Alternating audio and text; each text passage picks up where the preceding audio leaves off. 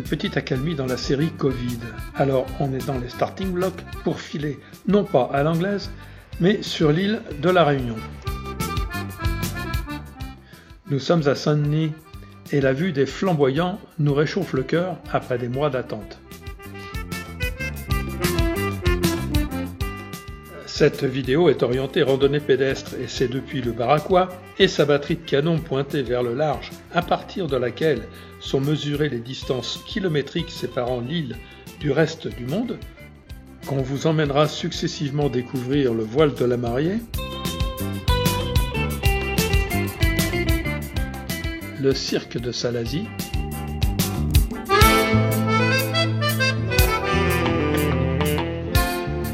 le gîte de Bélouve et la cascade du Trou de Fer, depuis Helbourg,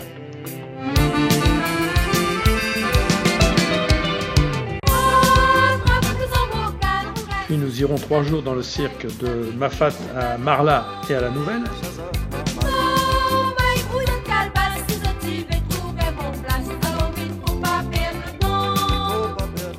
sous l'enclos du Piton de la Fournaise, nous irons découvrir les tunnels de lave, avant d'aller saluer le cratère du volcan, l'un des plus actifs de la planète. Nous irons admirer les cascades de Grand Galet, la cascade de Bras-Rouge dans le cirque de Sillaos, et un clin d'œil à Mafat depuis le Maïdou. Alors si ça vous tente, on y va. Et nous sommes déjà dans le cirque de Salazie sur la route de Helbourg. Il y a bien longtemps, un homme riche tomba amoureux d'une jeune fille issue d'une famille modeste. Le père de cette dernière s'opposa à toute relation entre les deux amoureux. Néanmoins, ils décidèrent de se marier. Fou de rage, le père voulut tuer au sabre ce gendre inacceptable, mais les époux s'enfuirent dans les reliefs du cirque. Mais la jeune fille glissa et tomba dans la montagne. Son voile se serait accroché le long de la paroi et aurait donné son nom à la cascade du voile de la mariée.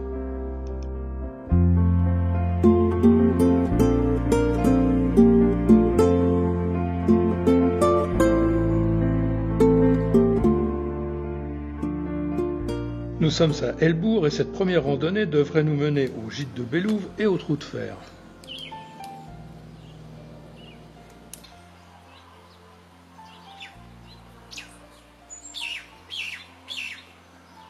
Ah, c'est pas des montées de feignants, hein. On va là-haut où il y a l'antenne. Des cultures de chouchou, le nom local de la Christophine.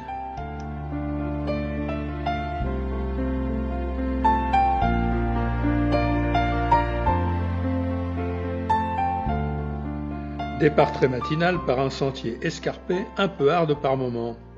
Bélouve est une forêt primaire sur un plateau à 1300 mètres d'altitude.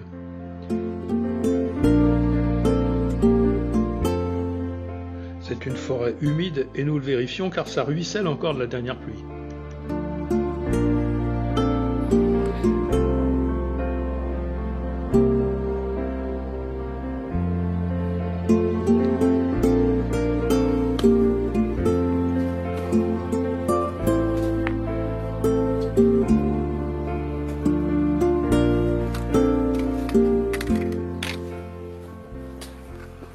La plus magique des forêts tropicales.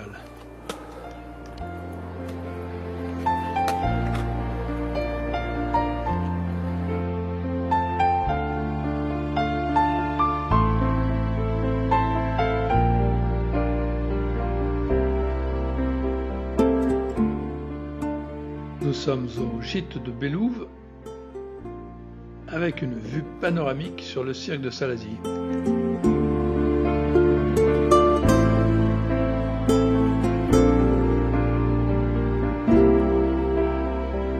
Piton des neiges.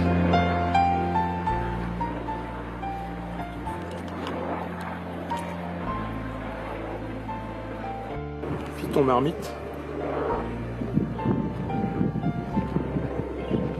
Et la roche écrite.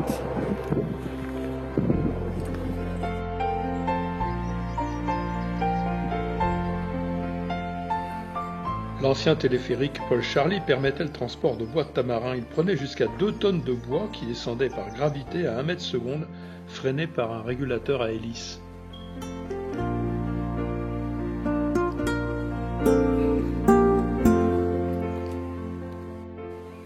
Direction le trou de fer, et au fur et à mesure que nous avançons dans ce sous-bois exubérant, c'est une ambiance surnaturelle, lumière solaire tamisée, fougères arborescentes, troncs de bois de couleurs couverts de mousse et d'orchidées, des oiseaux enchanteurs, que du bonheur.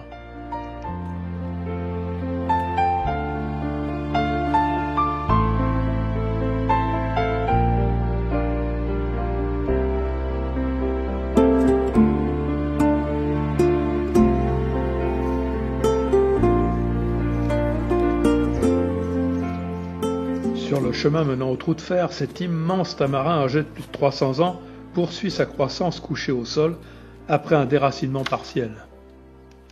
On l'appelle la reine des tamarins. Mais un peu plus loin, notre élan est coupé net. Un important affaissement ayant été observé sous le belvédère du trou de fer, le site est dangereux et strictement interdit d'accès.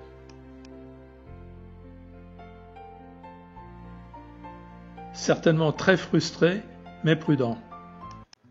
Voilà ce que l'on aurait dû voir, un des plus beaux endroits de la Réunion, une faille de 300 mètres, d'où dégringolent des cascades grandioses. C'est le plus beau belvédère, avec celui du Piton de la Fournaise, où nous irons un peu plus tard.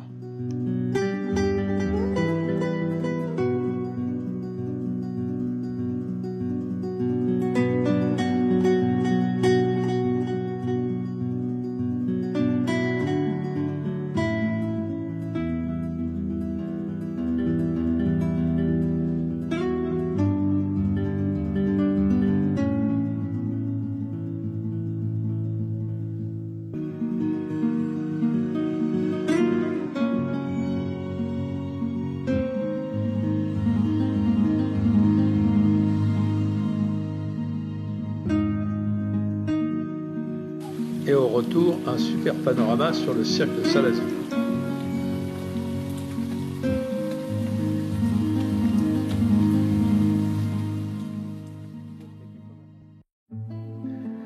Et voyez-vous ici sur le Piton d'Anchin le visage d'Eva, esclave marronne légendaire de l'île de la Réunion, associée à Anchin par des liens amoureux.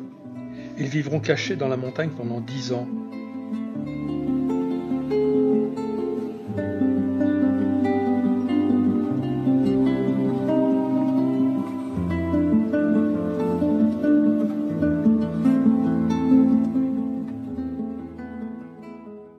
Départ pour 3 jours dans le cirque de Mafat avec en point de mire le col des Bœufs.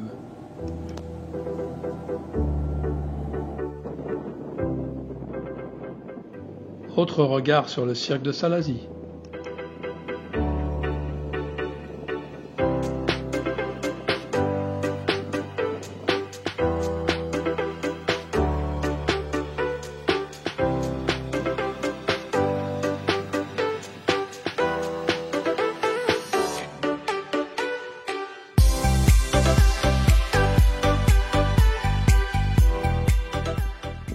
On aperçoit le bourg là-haut. Et hier, on était au petit point blanc. Alors voilà.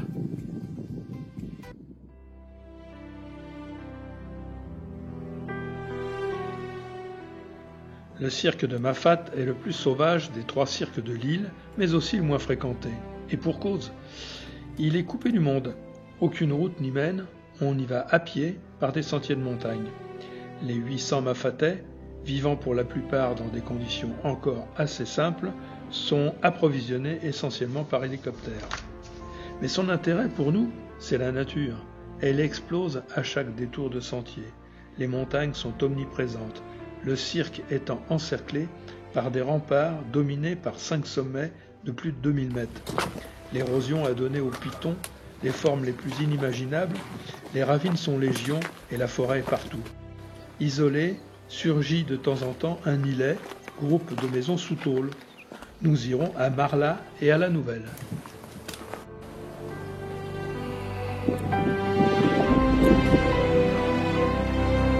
Alors on vient donc de là-haut, le col des Bœufs.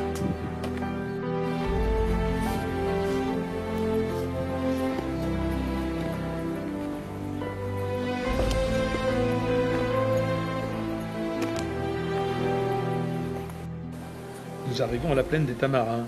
Certains sont énormes et parfois couchés au sol suite à la violence de certains cyclones.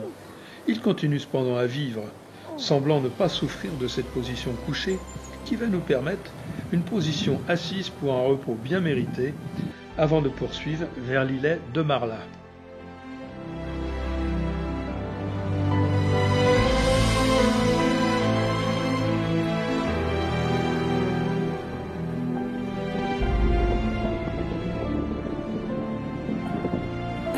Déraciné par le vent et repousse sur son tronc.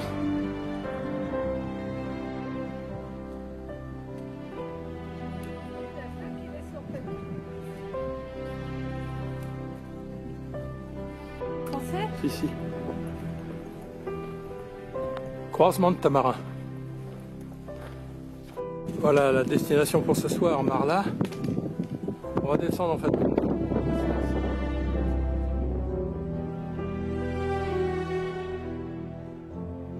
Et là, ce sont les montagnes russes. C'est assez épuisant.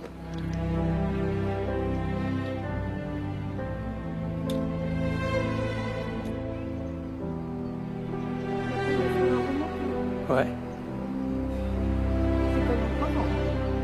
Oh.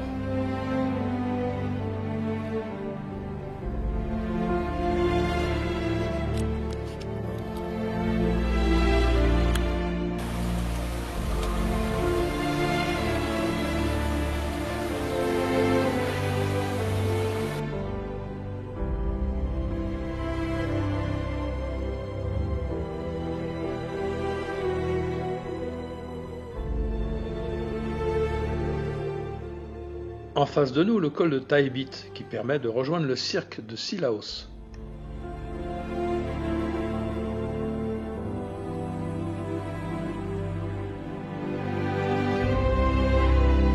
Bien fatigué, mais Clément nous a réservé le meilleur gîte de Mafat.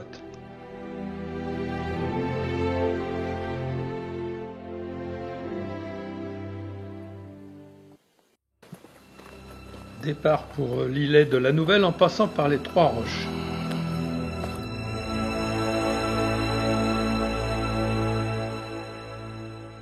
Et au mois d'octobre, pour la Diagonale des Fous, il y en a qui font ça en courant.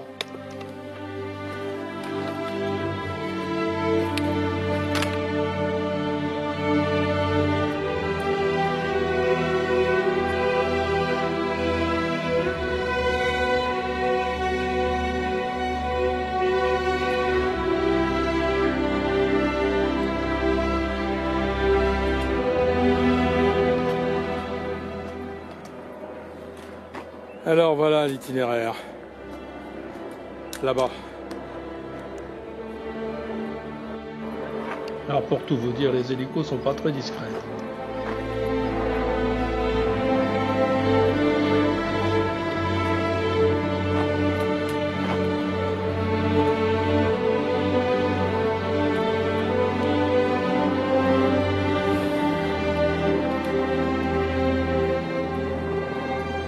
Il reste quelques morceaux de lave, hein. Vous connaissez Angelo Tiburce? Non, c'était l'ancien facteur de Mafat. Et il est passé à la télévision, et la première fois, il a raconté qu'il devait changer régulièrement de chaussures qui n'étaient pas remboursées par la poste. Et il en a reçu en quantité suffisante pour marcher jusqu'à la retraite. Chaque tournée lui prenait 4 jours. Il a pris sa retraite en 2002, au terme d'une longue carrière, et de 180 000 km parcourus à pied, soit plus de 4 fois le tour de la planète. Depuis son départ à la retraite, le courrier est distribué par hélicoptère et collecté une fois par semaine. Des facteurs mafatais se chargent ensuite de le distribuer aux 300 familles éparpillées sur la centaine de kilomètres carrés du cirque.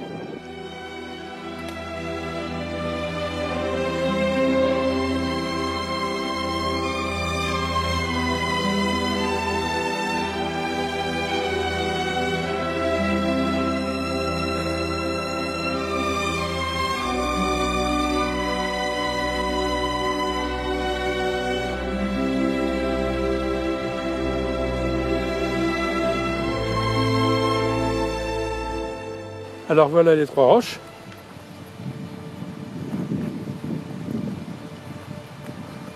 D'où le nom du site.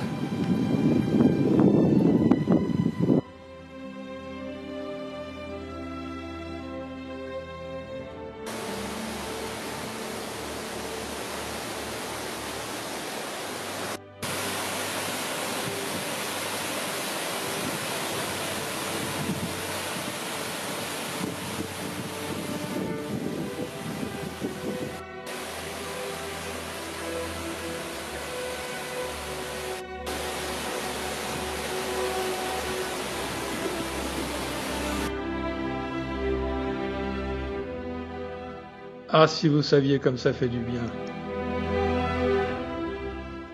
Voilà la plaine des sables.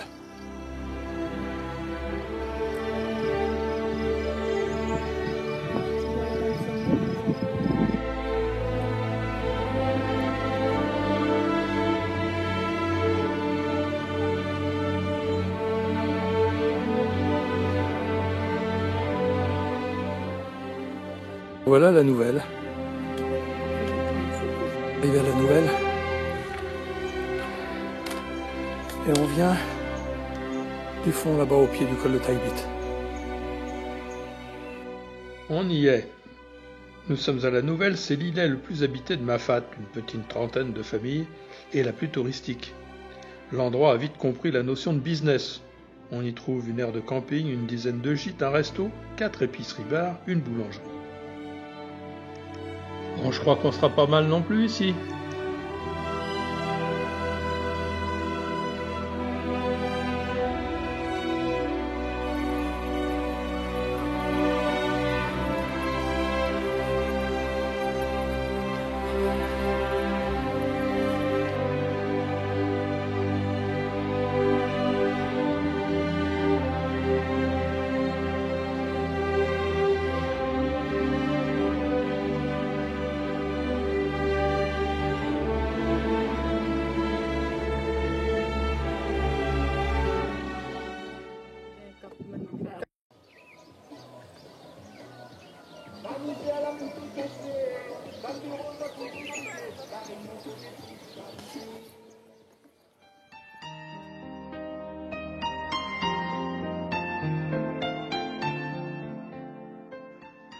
Dernier épisode de notre escapade dans le cirque de Mafate. Il nous faut maintenant remonter au col des Bœufs en repassant par la plaine des Tamarins et nous allons nous régaler à partager le chemin avec les familles réunionnaises et il y aura toujours un mot gentil, une boutade, un encouragement, un vrai plaisir.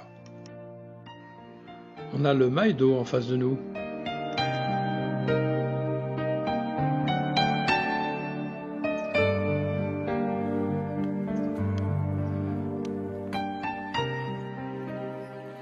Alors faut pas croire. C'est la pause dans la plaine des Tamarins.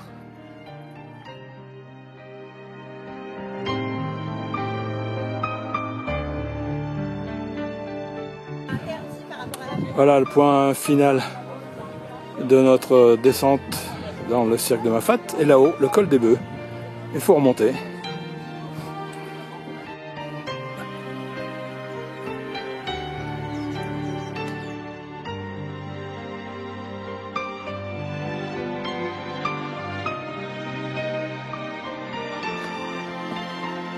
Allez-y. Et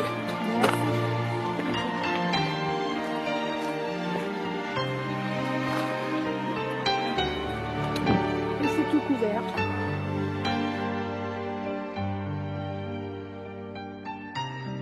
Là, nous voilà revenus au col des Bœufs.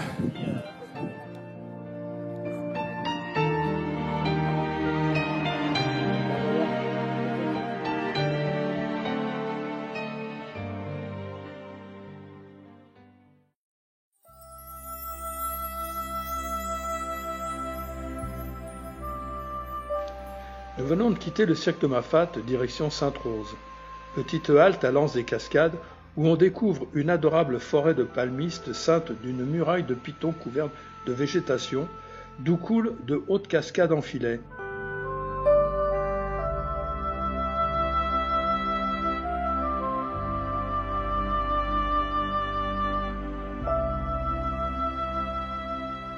Le spectacle est des plus ravissants et il est complété par une petite anse composée d'énormes galets volcaniques.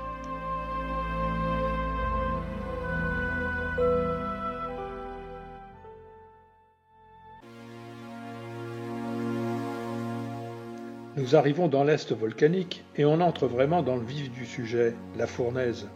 La route traverse l'enclos, cette zone entre le rempart du Tremblay et celui du Bois Blanc, interdite à l'habitation, vous comprendrez aisément pourquoi. On peut y admirer les différentes coulées qui ont marqué l'actualité ces dernières années.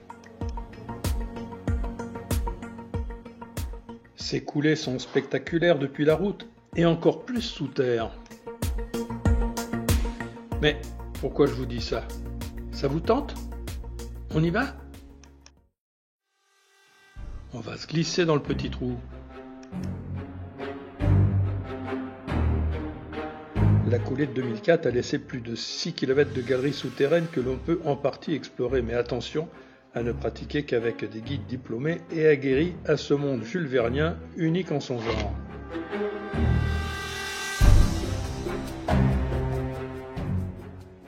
Ça fait un peu flipper d'imaginer que de la lave à 1000 degrés circulait là-dedans.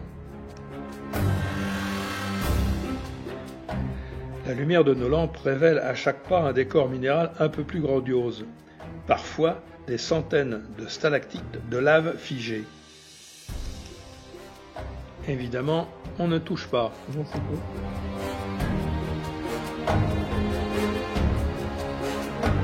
voulez que je vous le dise? Eh bien, je suis claustrophobe.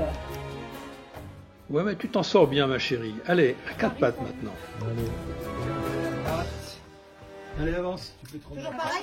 Non, tu peux te remettre un petit peu debout, regarde. Vas-y. Attention, Super. Tu veux qu'on y retourne? J'avoue que ce n'est pas ma tasse de thé. En avril 1977, la Réunion se rend compte que le volcan peut couler hors de l'enclos.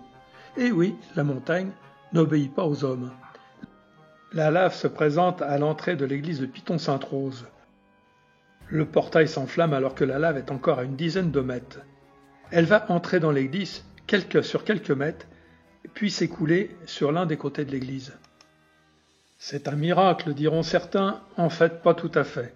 Devant l'obstacle du porche de l'église, la coulée n'a pas assez de réserve calorifique pour rester fluide. Elle se fige donc, renvoyant le flux de lave sur le côté.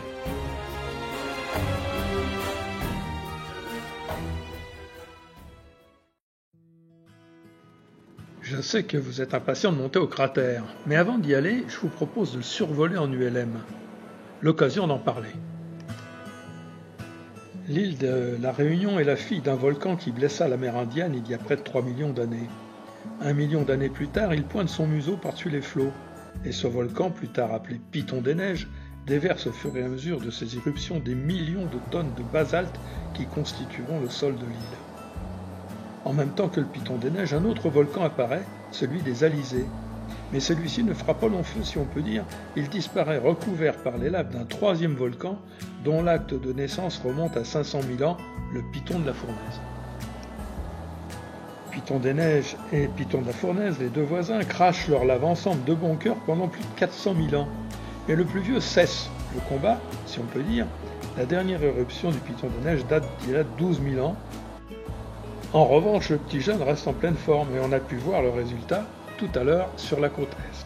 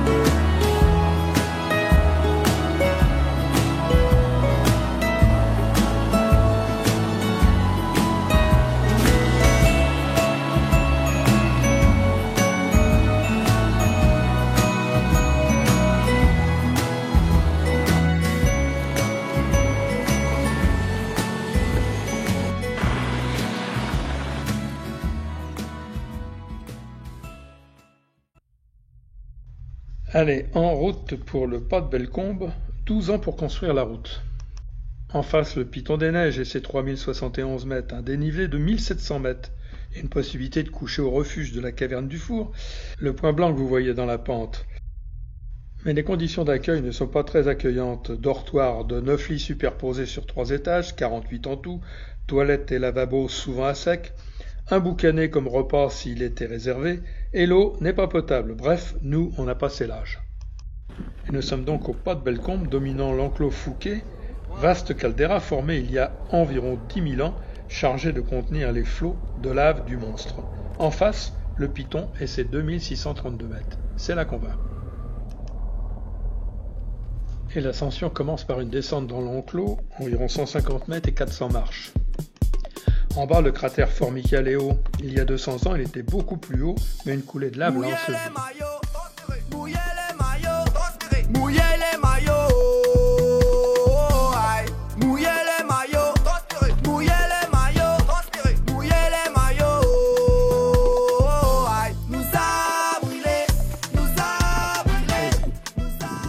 En bas, nous sommes sur un plateau de lave.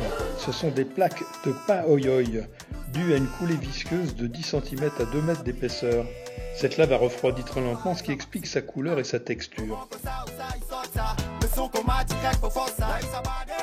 Voilà de la lave cordée. Elle se produit d'une manière générale en fin d'éruption. Comme elle était très chaude, 1150 degrés, et donc très fluide, pratiquement sans gaz, elle a formé en se refroidissant lentement ces étranges dessins.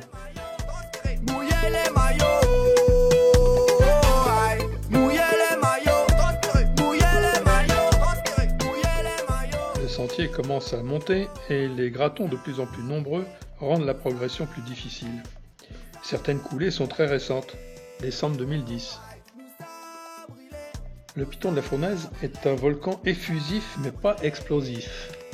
Il émet des laves basaltiques fluides qui se contentent de dégueuler une lave incandescente à 1150 degrés tout de même, et même si des explosions peuvent parfois survenir, elles ne causent des accidents que lorsque les coulées s'étendent dans les lieux habités.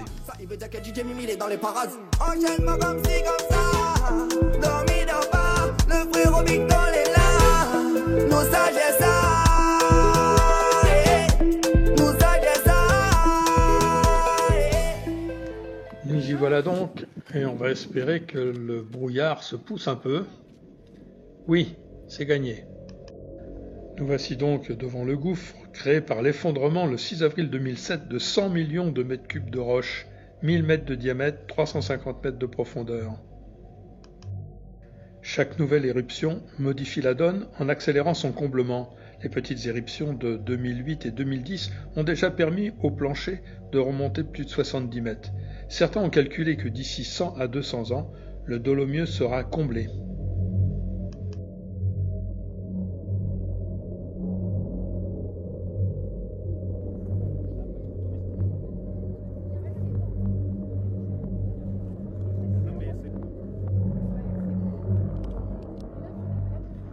Quand on se remémore que nous sommes venus en 2002 et que nous avons pique-niqué dans le cratère Dolomieu, qui s'est donc effondré en 2007. 300 mètres, on y loge la Tour Eiffel. Une des portes de l'enfer. Bien, je vous propose de redescendre parce que comme tous les jours, vous voyez que les nuages sont en train de monter et on va finir par se retrouver dans le brouillard. Ce volcan est placé sous haute surveillance. C'est un volcan laboratoire qui a fait évoluer la volcanologie. Et même si le volcan l'a pété régulièrement chaque année, 3 à 4 éruptions en moyenne, il ne faut pas hésiter à approcher la bête, car c'est un paysage absolument fantastique. Et si vous avez la chance, comme nous en 2002, d'assister à une coulée de lave, alors...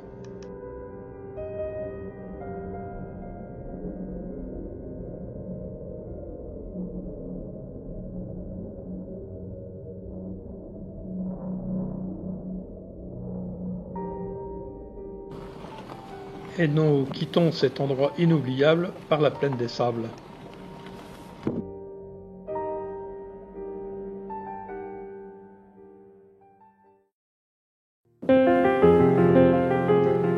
Le Cap des Champs est un lieu très connu pour ses superbes panoramas. Son nom vient du fait que la houle omniprésente en ce lieu bas la falaise.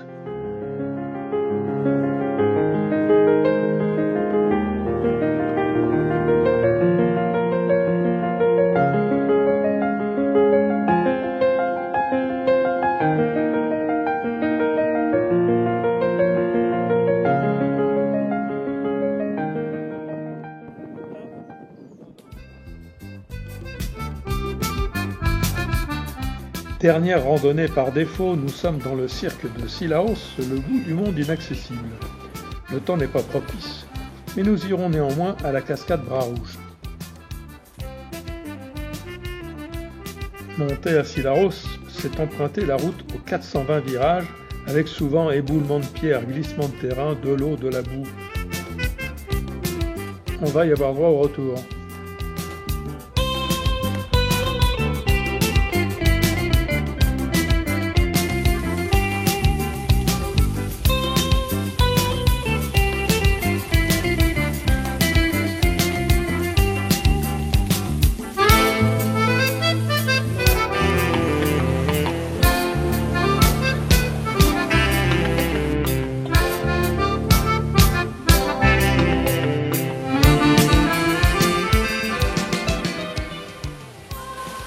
Magnifique cascade, mais difficile de la voir dans toute sa splendeur sans un drone.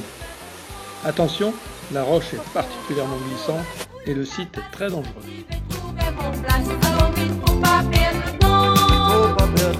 Là-haut dans la forêt où ça qui fait frais, il fait bon aller respirer le dimanche quand on a beau temps.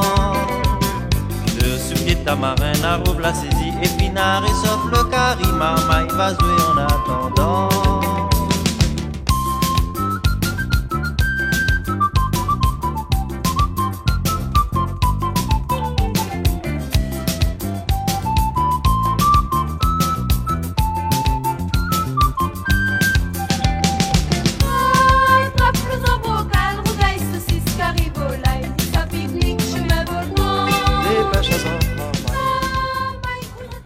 Le retour se fait sous une pluie diluvienne et les pierres et les roches tombent de tous les côtés. Une belle frayeur.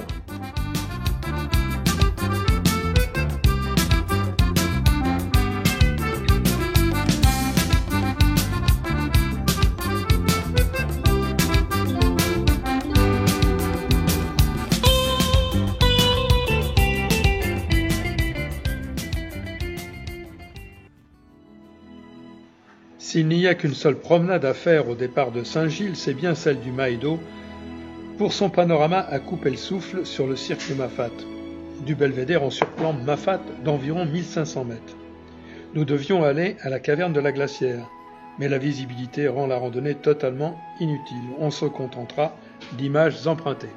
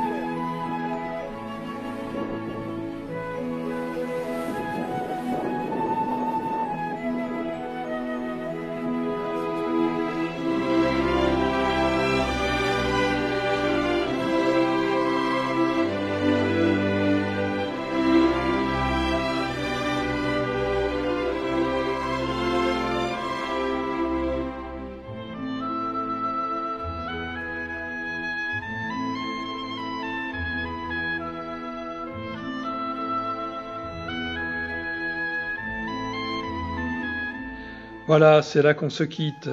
19 ans après la première visite, nous avons eu autant de plaisir à parcourir l'île intense. Ici, on ne passe pas ses journées allongées au soleil. Il y a trop à voir et à faire. La richesse de l'île, c'est aussi sa population, forte d'un métissage étonnant.